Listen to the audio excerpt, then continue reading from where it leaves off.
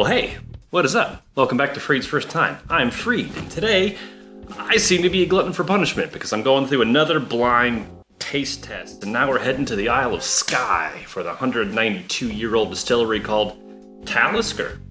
You ever heard of it? Of course you have. Now, this is a Diageo product. They managed to gobble it up, so information about that can be a bit wishy-washy, and the specs on these are a bit boring, unfortunately. Now, all of these, the four that we're talking about here, the 10, the Storm, the Dark Storm, and the Portree, and we'll talk about all of them individually, don't worry.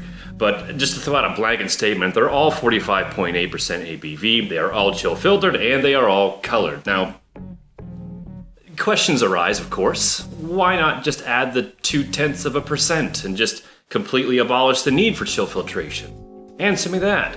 And I don't care about coloring. That doesn't bother me, just letting you know. I live in Asia, a lot of fake shit going around, so having some continuity, I understand. I understand. Filtration, on the other hand, that bugs me a little bit, but not to the point to where I'm gonna, have a bitch fit about it. It's not that big of a deal. So, the four that I've chosen, I have 6 Taliskers here in my home, but the other 2 are the Distiller's Edition, the 2018 Distiller's Edition, and the 18-year-old. And those aren't the most readily available, so I decided to just do these 4. And if you do more than 4 in a blind testing, it's just, you're gonna be hammered by the end, and you're just gonna blow out your palate, and that's just never fun. So I found 4 is the sweet spot. And I thought I'd just do the lower end as far as price goes, and we'll talk about price, and the most available.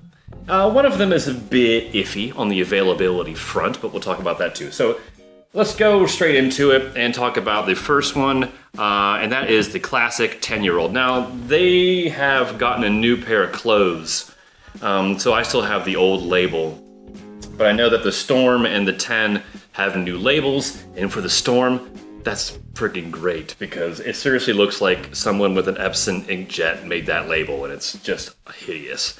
Anywho, I honestly also hear the flavor of the juice has changed a hair after the whole label change. What do you think? I haven't tried the new stuff yet, so I'll have to cross that bridge when I get to it. Anyways, 10-year-old refill rechar American oak, and this is everywhere. I mean, even here in China, it's everywhere. I mean, every single little bar, divey or high-end, you're gonna find this. And in the States, it's $42, reasonably priced. And this shit is, I love it. I really do. Say what you will about Diageo products, say what you will about a relatively young whiskey. I love Talisker 10-year-old. What are you gonna do about it? You wanna fight? No. So there's contestant number 1. Again, I don't know where it is. Number 2 is the non-age stated Talisker Storm. See that label? Told you. Ugly. And it's basically, the same specs, just not the age. So it's gonna have a little bit more of an edge, a youthful edge. This is the cheapest out of the lot. This one's $37 US as well. And it's good. I'm telling you, it's not so bad. It's not the 10, in my opinion. I like that roundedness that comes with the extra age. But for the price, yeah, dude, not bad. All right, next is its big brother, the Dark Storm. Now this is, unfortunately, a travel retail exclusive, so at this point in the game, you can only find this in duty frees. I hear they're toying with the idea of putting it into their core range and widely distributing it, but don't know yet. I've always had an apprehension with travel retail bottles. It almost seems like it's like a litmus test on how well it's going to do. They'll throw it into a duty free. If it does well there, then they'll put it everywhere. So this is the liter bottle, obviously. It's huge. And similar, it's basically the same juice, but this has been aged in extra charred American oak barrel for some more smoky, some more charcoal-y, some more peaty elements. It kind of goes deeper into it. So that's that. Now, this is $76 for the liter bottle, though, mind you. And finally, this is the Portree. This was in my top 5 of 2021. And I hope I don't fuck this up. I mean, if I put this in last place, it's gonna be hilarious, because that's what I did with my the Sherry Bomb video. There it is, right there. You want to have a look at me make a fool out of myself there. Anyways, but this is a non-age statement as well. The Talisker 10 is the only one that has an age statement to it. This is an NAS as well.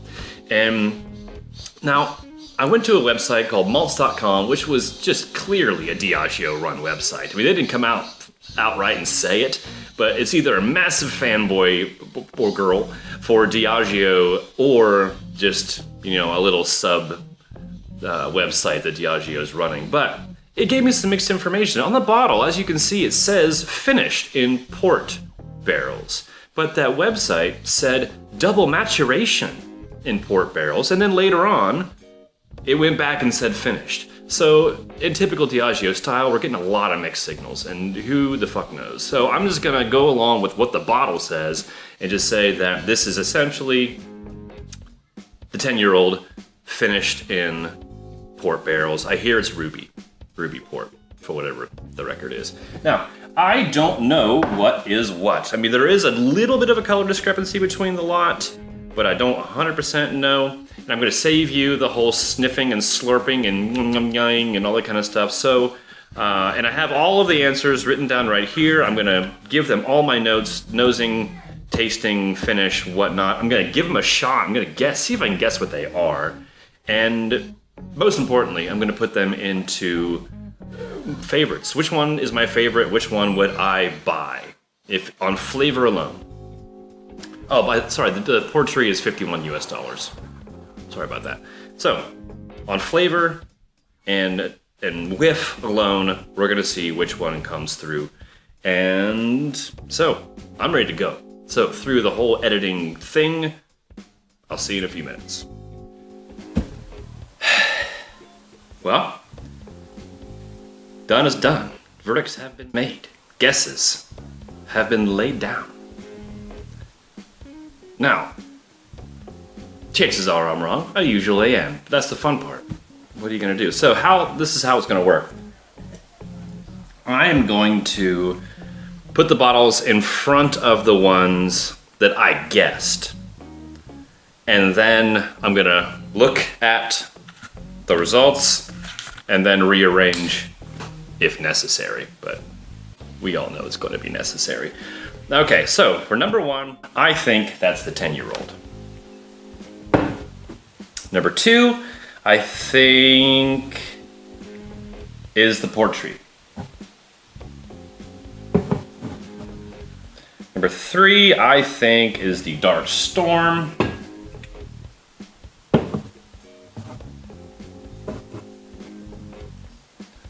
Which leaves number four as being the Storm. And once I read the results and I put them in their proper order, then we'll get to my nosing and tasting notes. And if any of these, you know, my notes match anything that you kind of find desirable, then have at it. There's another low-range Talisker that I could have put with this, and I didn't because A, I don't have it, and B, I have no desire to have it. It's the Talisker Skye.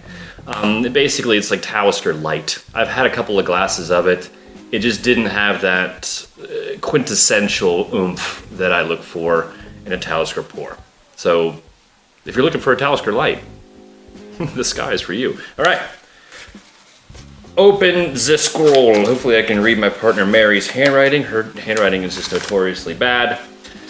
Let's have a look. Uh-oh. Uh-oh. Uh-oh. Double seals. Double seals. Oh, goodness. Oh, goodness. Okay. Okay. Seriously now?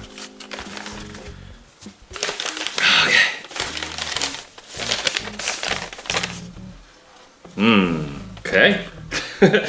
Number one is the Talisker Storm.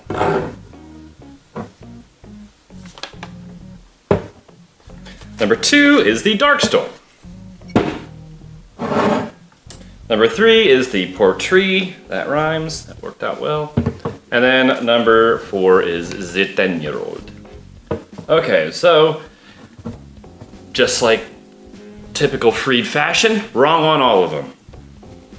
Right on, dude. All right, well, now I'm gonna give you my nosing and tasting notes, and yeah, so yeah, if here's something you like, run out and grab a bottle of that. So number 1, which is the Storm. Oh, as far as my favorite goes, the number 3 was my favorite. So the Portree ended up being my favorite one. It is not expensive. It's $50. That's not bad. That's not bad at all. It's tasty stuff. It really is. So as far as my favorite, strictly on nosing and flavor, the Portree. Second place turned out to be number 2, which is the Dark Storm. Third place turned out to be the Storm, which is number 3. And then fourth place, the last place was the 10. The one that I was like, I love this. And I was in last place. See, that's the thing. That's how it rolls with blinds. Anyways, okay, so talking about this really quick run through. On the nose, salty, smoky, peppery, earthy peat, petrichor. Nerd's candy, kind of like a confectioner sugar, like the Smarties, like a powdery candied type of note. On the palate, peppery, salty. By the way, peppery, salty, smoky, that is the foundation that Talisker is built on, so you're going to hear that on all of them. It's just kind of a level of how much of each. So peppery, salty, aniseed, slight smoke. The finish, bitter, medium, semi-dry. Number 2, Dark Storm. Sweet, River Rocks, floral perfume. It's a little hot on the nose. The palate, peppery, creamy, rounded, with some dark fruit.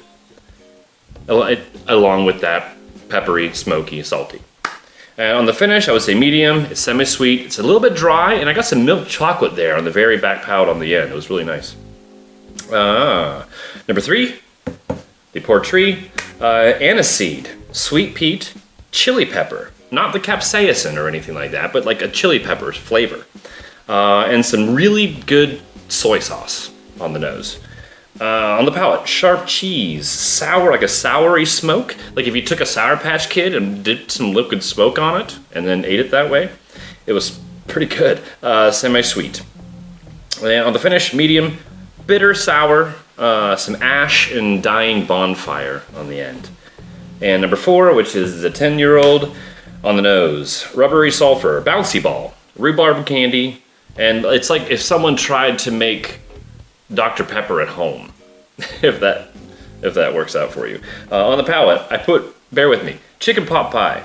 It's buttery, it's savory, it's creamy with a little bit of smoke going through. It was really fun to dive in there and try to find that, and finding those things. It was rad. All right, and finally the finish, short to medium. That's the only downside for the 10, that the finish was slightly shorter than I would have liked. Medium, ash. It was almost effervescent. It was almost as if I had taken a sip of something carbonated. It was really cool. Nice. Well, there we go. That's why we do these things. So we can objectively, well, as objective as you can. Not so objective, it's subjective, 100%. Nice. That's why we do these things, so we can just find out what we like without any of the foo-foo and any of the bullshit attached to it all. If you are looking for a higher ABV Talisker, if you can hunt down the 57 degrees north, although it's been discontinued, that is a batch strength, well, 57% alcohol, batch strength version of a Talisker, and also the new 8-year-old that they just, well, sort of recently came out with is coming out of batch strength as well. So if you're looking for something, but they're expensive. You're gonna pay for it, trust me. If you're looking for a higher proof Talisker, those two are right up your alley. And cool, yeah, you can find these anywhere, and I strongly recommend any of them. And you can't go wrong. Cool.